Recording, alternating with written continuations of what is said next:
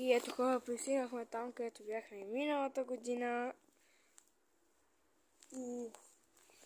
И да, Антончо в момента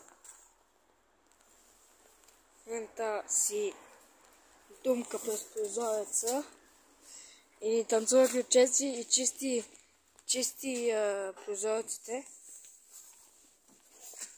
Ей го колко е ненормален.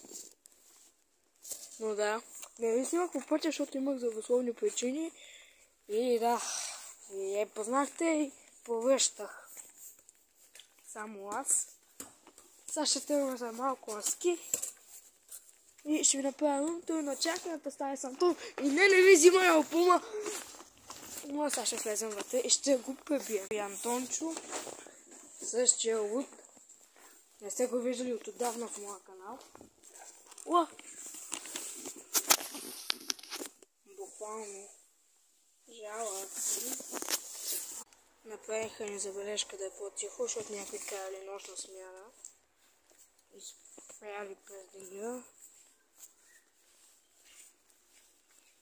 Ще сме по-тихи. Принцип Антон в момента прави тези проблеми. Аз си говоря тихо. Вие сигурно едва ме чувате.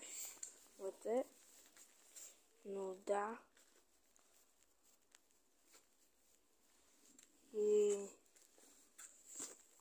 И да.